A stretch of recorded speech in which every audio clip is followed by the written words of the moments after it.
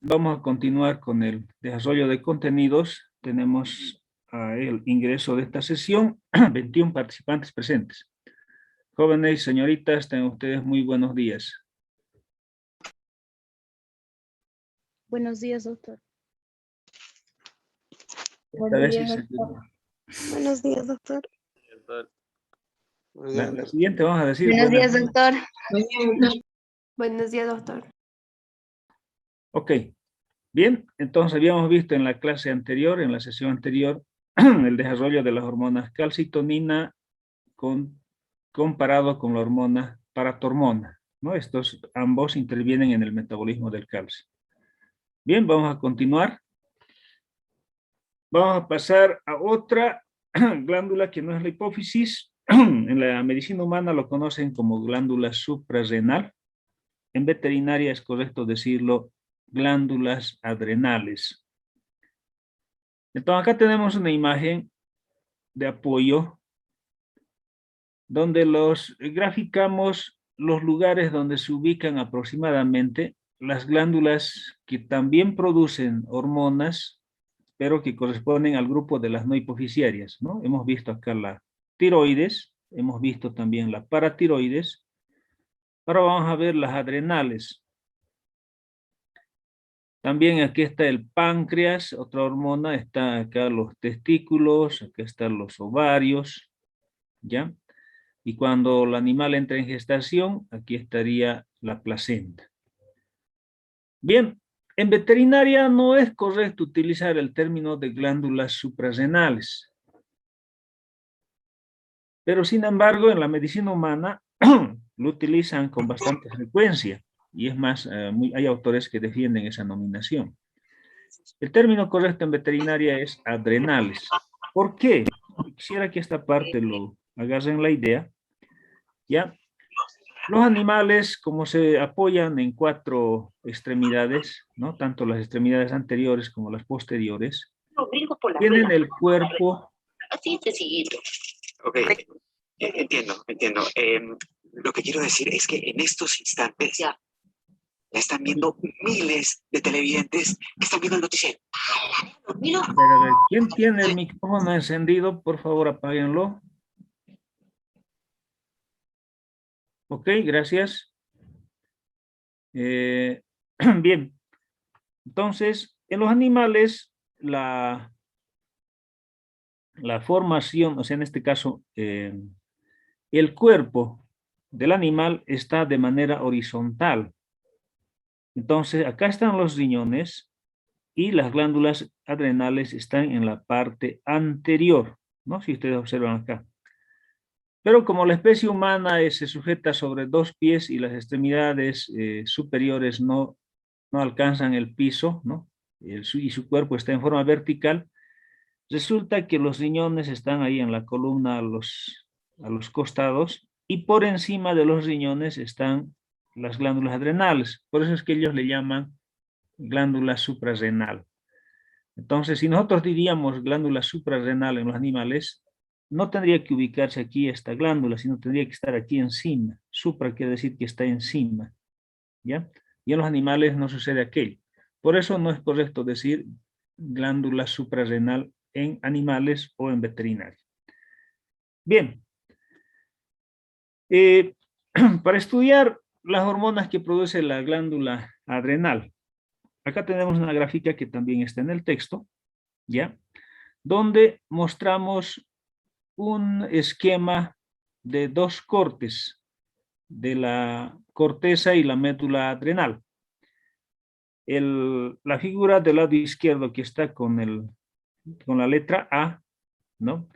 Es una corteza de la glándula adrenal totalmente funcional perfecta, o sea, sano, que está en buena funcionalidad. Y en el lado derecho, que está con la letra B, es una imagen de una corteza que está disminuida en su funcionamiento. Entonces, ¿cómo podemos reconocer aquello? Primeramente, en la glándula adrenal se reconoce 2 partes por la formación de su tejido, muy diferenciados, que serían la médula y la corteza. Entonces, la corteza tiene una cápsula. Por debajo de la cápsula hay una zona germinativa donde por ahí nacen las células que componen la corteza. Y estas células, a medida de que van madurando, van transportándose hacia el interior, vamos a decir, hacia la médula. Y hay una zona que le llaman zona reticular, que la consideran el lugar, el cementerio de las células. Entonces, acá se mueren y se reabsorbe por el organismo. Entonces, por debajo de la cápsula hay una zona germinal. Entonces, la primera parte que está compuesto por células inmaduras se llama zona glomerular. Y esta zona produce la hormona mineralocorticoides. El otro nombre de esta hormona es aldosterona. Y en la medida en que estos ya alcanzan cierto grado de madurez, hasta ser ya células maduras, forman la zona fascicular o fasciculada. Y en esta parte, que es la zona más amplia, ellos tienen la capacidad de producir el grupo de hormonas que se conoce con el nombre de glucocorticoides. Entonces ahí está cortisol, cortisona, corticosteroide, ¿no? Entonces, estas hormonas varían en los niveles de producción de acuerdo a la especie, pero como el nombre genérico que se utiliza para esto es glucocorticoides, entonces no vamos a tener mucho problema. Y en la zona reticular no hay una frontera muy definida entre ambas zonas, pero acá donde ya están las células envejecidas y se reabsorbe por el organismo, estas producen niveles de hormonas, pero muy bajos, ¿no? Como estrógeno, progesterona, testosterona, ¿ya? Y lo que llama la atención de esta zona es de que, por ejemplo, las hembras tienen que tener la hormona estrógeno y la progesterona de manera normal, ¿no? Circulando en su cuerpo. Pero los machos esas hormonas jamás deberían tener en su cuerpo. Pero esta parte produce niveles bajos que no tendrían significancia fisiológica. Y en el caso de las hembras, ¿no? No deberían de tener la hormona testosterona, pero sin embargo esta parte produce esta hormona, pero en los niveles bajos, que también no tiene una importancia fisiológica significativa para, en este caso, para la hembra. ¿Por qué? Porque la testosterona es una hormona que produce los testículos. Entonces, como la hembra no tiene testículos, jamás debería tener esa hormona. Pero sin embargo, aquí produce en niveles cantidades.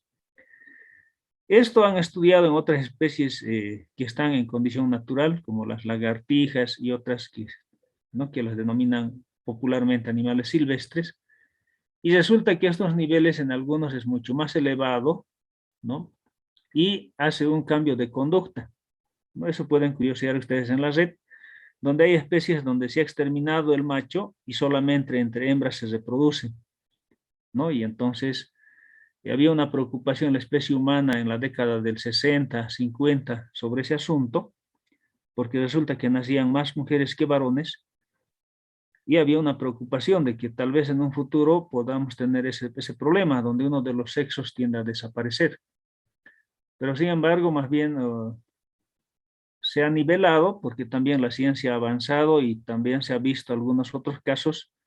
Si ustedes gustan, anótense. Cuando lleguemos al tema número 2, que es el sistema reproductor, ustedes preguntan y hacemos una charla, tal vez en clase no grabada, ¿no? Donde hay ciertas recomendaciones donde una pareja, si desea tener niña, puede tenerlo, ¿no? Puede aumentar esas posibilidades. Si desea tener varón, puede tenerlo, ¿no? Si utiliza esas recomendaciones o sugerencias, ¿no? Porque aumenta las posibilidades de que sea así. Bien, y por último acá la médula, que produce dos hormonas, que sería la adrenalina y la noradrenalina. Los otros nombres de esas hormonas serían la norepinefrina y epinefrina. Por este otro lado, donde está la corteza que no está funcionando bien. Entonces, ¿cómo nos damos cuenta? Uno, por el grado de extensión, ¿no? Prácticamente la corteza es desde aquí hasta acá. No es funcional, es muy estrecha. Sin embargo, acá la corteza es desde acá hasta acá, ¿no? La corteza funcional es más amplio, ¿no? Está hipertrofiada, secreta las hormonas, Pero sin embargo, esta corteza está disminuida y por lo tanto no va a producir. La médula está normal, esto va a seguir produciendo las hormonas que hemos mencionado. Bien, eso sería desde el punto de vista anatómico y histológico y funcional. Bien, ahora vamos al estudio en detalle de cada una de las hormonas. Bien, ¿cuándo se ha dado importancia a la glándula adrenal? Hace años atrás, ustedes saquen las cuentas, acá anotamos 1855, un señor llamado Thomas Addison, que le decían Sir Thomas Addison, él describió un problema que estaba relacionado con la hiposecreción de la corteza. O sea, en otras palabras, la corteza estaba produciendo por debajo de los niveles normales y prácticamente la corteza estaba disminuida. Y como resultado de que no hay suficiente producción de glucocorticoides, él describió estos problemas clínicos. Espero que los términos sean familiares, ¿no? Debilidad muscular, bueno, se entiende esto. Los músculos son débiles. Hipotensión arterial, también esto doy por entendido, porque ustedes llevaron sistema circulatorio en fisio 1. Trastornos gastrointestinales graves, ¿no? O sea, el aparato digestivo está con problemas, desde diarrea, vómito, anorexia quiere decir falta de apetito, aumento del gasto cardíaco, esto debe ser familiar este término para ustedes, pérdida de peso, ¿ya? Y si es que esto no se normaliza, puede terminar hasta con la muerte. Entonces, esta descripción lo llamaron, como lo describió Sir Thomas Addison, también está en los libros, en la literatura, como la enfermedad de Addison. No es que Addison tenía esta enfermedad, sino que Addison describió que hay este problema relacionado con la hiposecreción de la corteza. Por otro lado, hay otra enfermedad que lo han denominado enfermedad de Cushing, ¿ya? Y este también está descrito por un señor que apellida Cushing. Él describió cuando la corteza está en un estado de hipersecreción, donde hay exceso de producción de los glucocorticoides. ¿Y qué síntomas él ha descrito? Aumento de la deposición de grasa a nivel de cuello, tronco, aumento de la presión sanguínea, aumento de la glucemia, entonces debilidad global, disminución de la vitalidad, alteraciones cutáneas, descenso del líbido hasta llegar a la impotencia, finalmente lesiones en la columna vertebral. Entonces, a este problema, donde hay mucha secreción de glucocorticoides, también se lo conoce como enfermedad de Cushing. Bien, ¿qué funciones cumple? Ya en este caso vamos a ver ya parte por parte, primeramente la corteza, después la médula.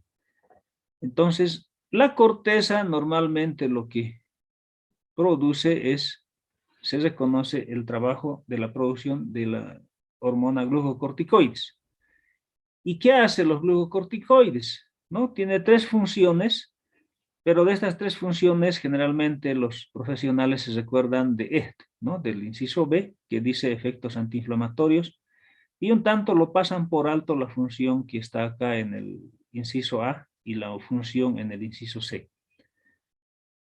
Empezamos por el A, ¿no? Dice metabolismo de proteínas y carbohidratos. La función de los glucocorticoides es muy significativo con relación a el metabolismo de proteínas y carbohidratos. ¿Por qué es muy significativo? Hace el estímulo de aumento de la gluconeogénesis. No sé si este término se recuerdan, ustedes avanzaron en bioquímica. Gluconeogénesis. 2. Disminución de la utilización periférica de la glucosa. También hace su efecto sobre esto, ¿no? El uso de la utilización periférica. Por ejemplo, cuando hace frío, hay mucha utilización periférica de glucosa. Antagonismo con la insulina, o sea, hace una función contraria a la insulina. Aumento del catabolismo de las proteínas, ¿no? Entonces esto se desdobla, hay más aminoácidos y se forman nuevas proteínas, hace ese trabajo. disminución de los depósitos grasos. Bueno, mientras están las condiciones normales sucede aquello, pero si este hay un exceso, y hemos visto en el anterior, ¿no?, desarrollo, que aumenta la deposición de grasa. Inciso B, efectos antiinflamatorios. ¿Cómo hace ese trabajo de hacer antiinflamatorio?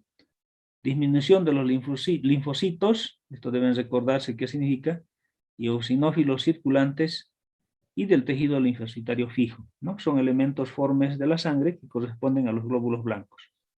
2. Reducción del grado de procesos inflamatorios locales.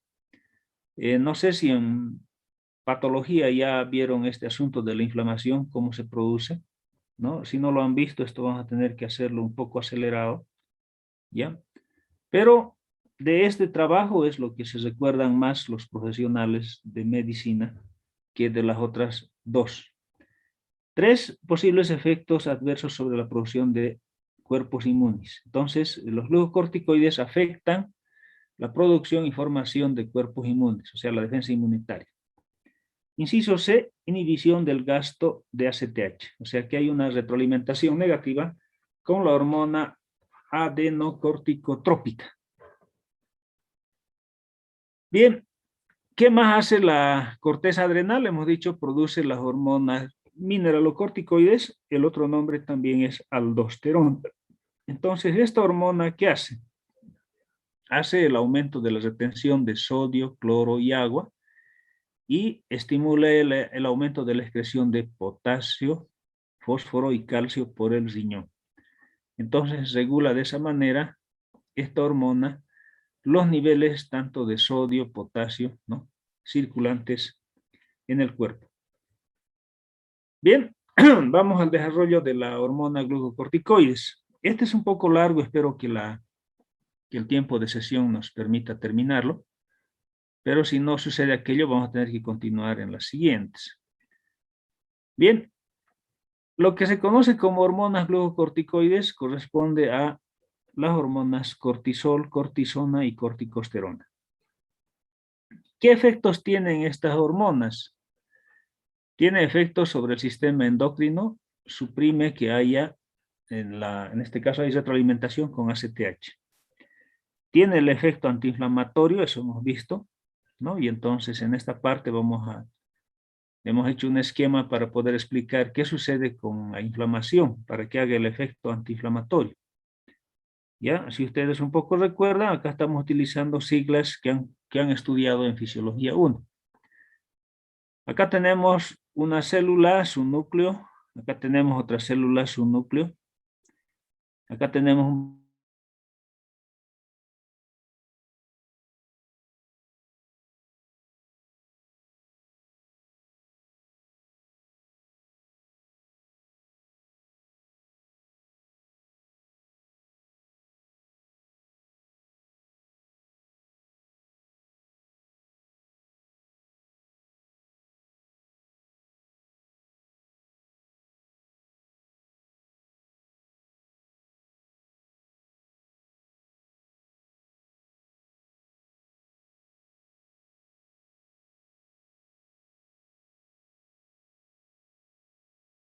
Recording stopped.